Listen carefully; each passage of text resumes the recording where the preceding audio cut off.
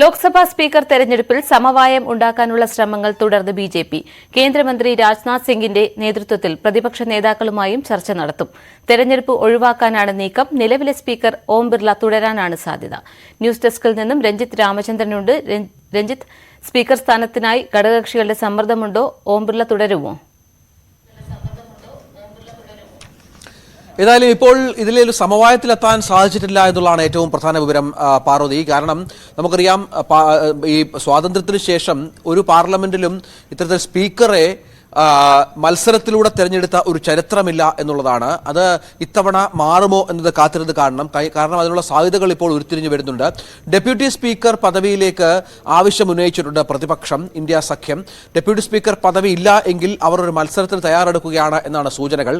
ഏതായാലും ഇപ്പോഴത്തെ സ്പീക്കർ ഓം ബിർള തുടരട്ടെ എന്നുള്ള നിർദ്ദേശമാണ് ബിജെപി മുന്നോട്ട് വെച്ചിട്ടുള്ളത് എന്നറിയുന്നു.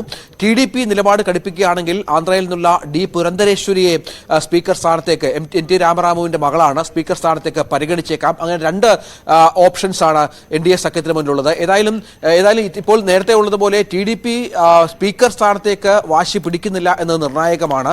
സ്വാഭാവികമായും ഡെപ്യൂട്ടി സ്പീക്കർ സ്ഥാനം ഒരുപക്ഷെ TDPക്ക് നൽകിയേക്കാം.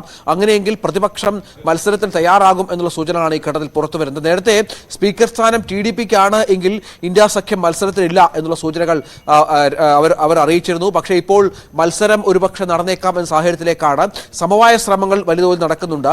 ഇന്നലെ രാജ്നാഥ് സിംഗിന്റെ വസതിയിൽ വളരെ പ്രധാനപ്പെട്ട മന്ത്രിമാർ ജയശങ്കറും മനോഹർ ലാൽ ഖട്ടറും ധർമ്മേന്ദ്ര പ്രധാനും കിരൺ റിജിജുവും അന്നപൂർണ ദേവിയും ചിരാഗ് പാസ്വാനും അടക്കം പങ്കെടുത്ത നിർണായക യോഗം നടന്നിരുന്നു. അവിടെ NDA സഖ്യകക്ഷികൾക്കിടയിൽ ഈ വിഷയത്തിൽ ഒരു അഭിപ്രായ സമന്വയത്തിൽ എത്തിയിട്ടുണ്ട് എന്നാണ് മനസ്സിലാകുന്നത്. ഒപ്പം 24-ന് ആരംഭിക്കുന്ന പാർലമെന്റ് സമ്മേളനത്തിൽ ഫ്ലോറിൽ NDA സഖ്യകക്ഷികൾ ഏകതയോടെ, ഐക്യത്തോടെ നീങ്ങുക എന്ന നിലപാടും സ്വീകരിച്ചിട്ടുണ്ട്. ഒരു റിഫ്റ്റ് ഈ വിഷയത്തിൽ NDAക്കിടയിൽ ഉണ്ടാവരുത് എന്ന നിലപാട് എല്ലാവരും സ്വീകരിച്ച പശ്ചാത്തലം ഇതിനോട് ചേർത്ത് വായിക്കണം.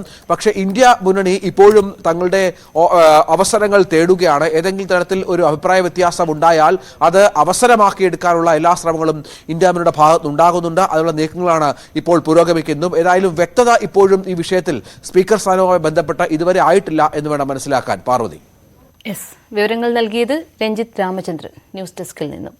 തിരുവനന്തപുരം